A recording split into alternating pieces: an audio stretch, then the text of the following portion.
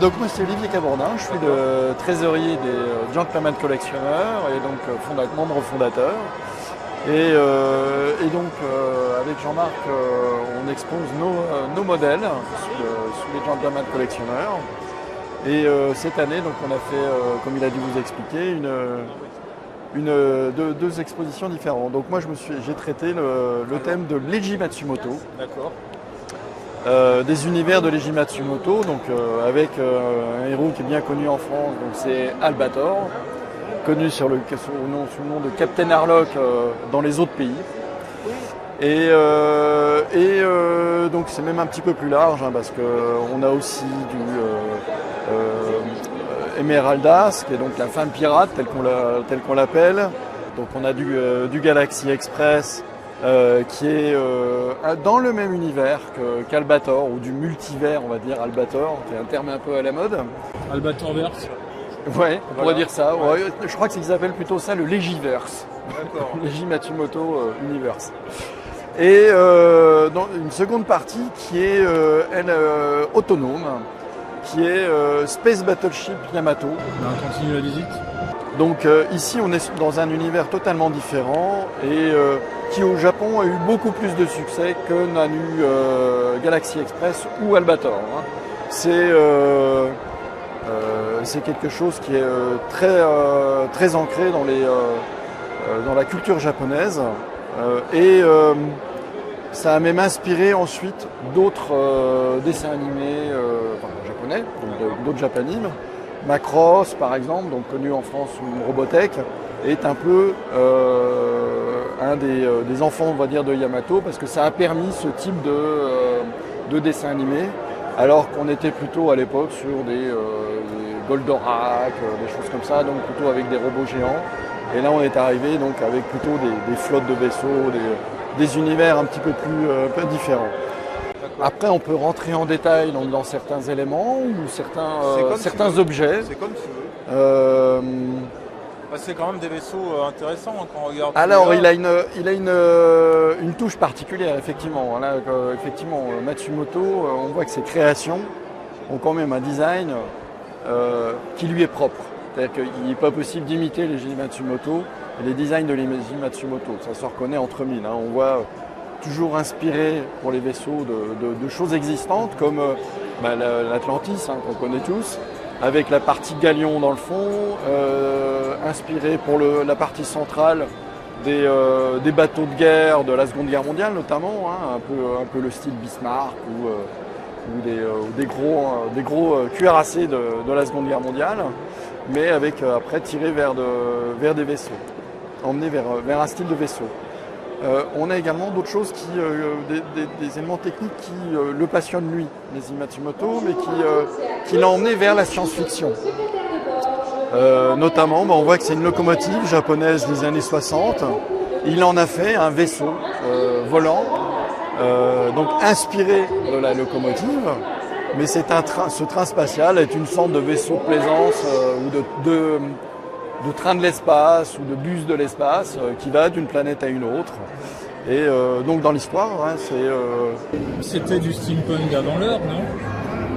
Alors je dirais pas plutôt du steampunk parce que à côté de ça, on est plutôt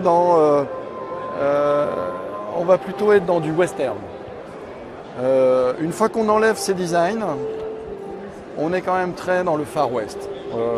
Et d'ailleurs, il y a une des séries qu'a créé Leiji Matsumoto où on retrouve Albator et Toshiro, donc le créateur de l'Atlantis, Emeraldas également, sous une forme un peu différente. On les retrouve dans le Far West.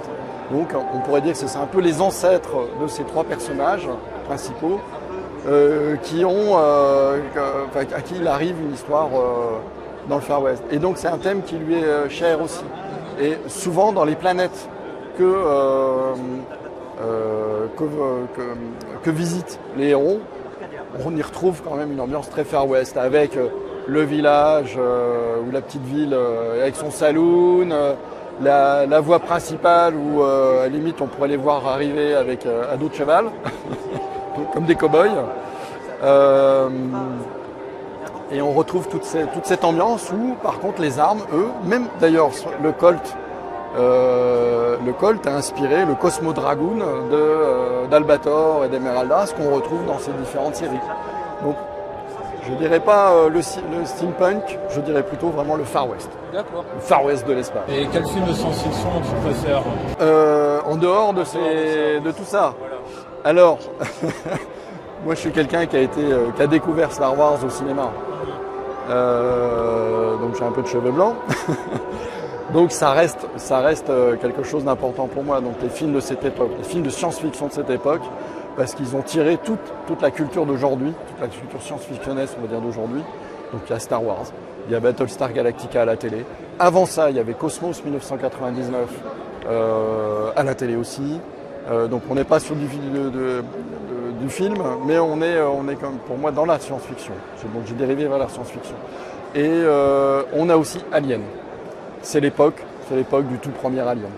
Voilà. Donc moi mes préférences vont vers cette époque et vers tout ce qui est sorti à cette époque, à créer la science-fiction d'aujourd'hui, qui sont les racines de la science-fiction d'aujourd'hui. Et qu'est-ce que tu penses du salon 2022 Oxford Galactic Day? Eh bien écoute, on y est toujours très bien reçu. Donc c'est toujours un plaisir de venir ici et nous, on est prêt à revenir l'année prochaine. La collection est constituée de différents types d'objets. On a d'objets qui viennent directement du commerce, comme certains de ces vaisseaux, dont celui-ci qui clignote. Ce sont des objets qui viennent de marques du marché, donc officielles. Et donc on les sort de boîte, on met les piles et ça fonctionne comme ça. On a des gâchapons qui sont les petites figurines donc qui se trouvaient dans des boîtes aveugles au Japon, donc il fallait bien sûr qu'on importe aussi.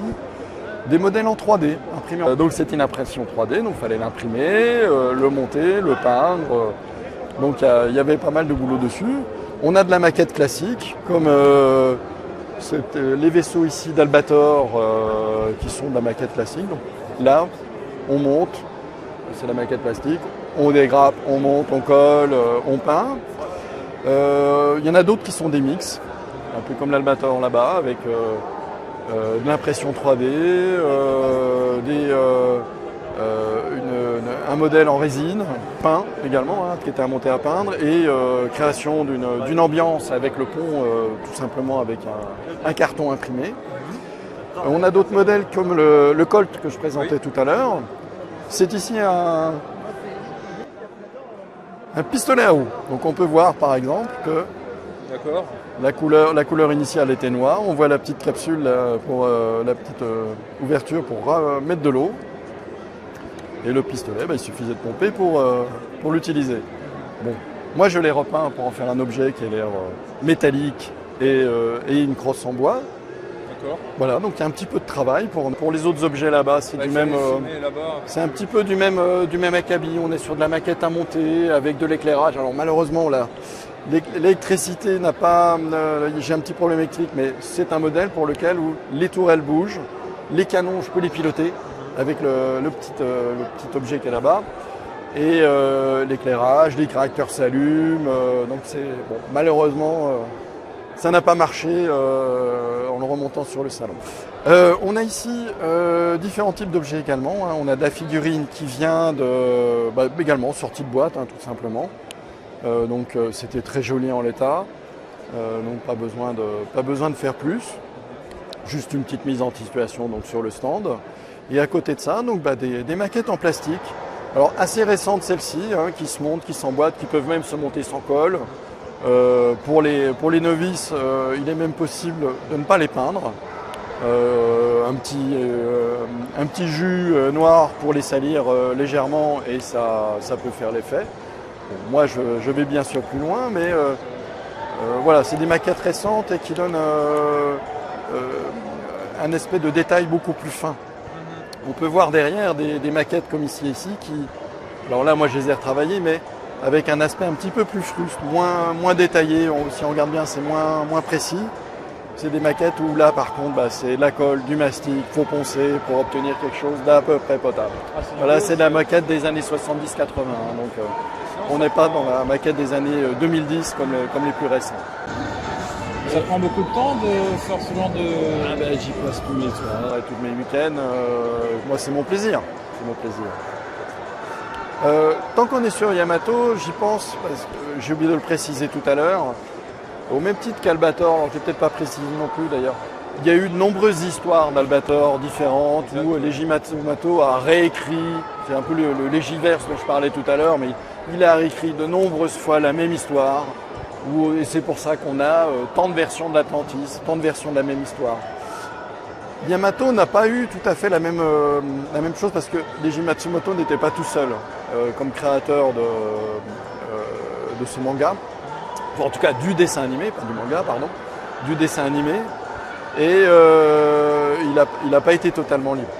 Et finalement, c'est resté quand même une même histoire avec un fil conducteur au fil des saisons et des films à peu près.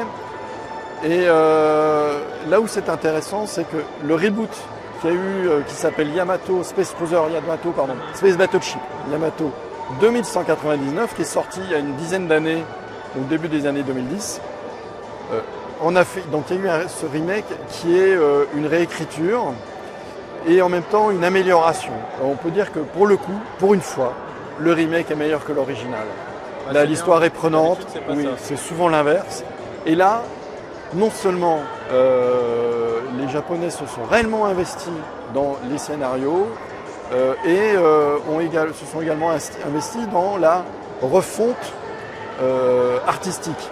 C'est-à-dire qu'on a réutilisé les mêmes vaisseaux tout en les redétaillant, en y amenant plus de détails, plus d'éléments. Et donc c'est en même temps un hommage et une refonte bien plus détaillée, bien plus jolie de l'histoire originale et du design originaux. D'accord. Est-ce que tu veux rajouter autre chose? Eh bien écoute, je crois que j'ai fini. Il n'y a plus qu'un plaisir pour les yeux maintenant. Et à l'année prochaine alors. À l'année prochaine.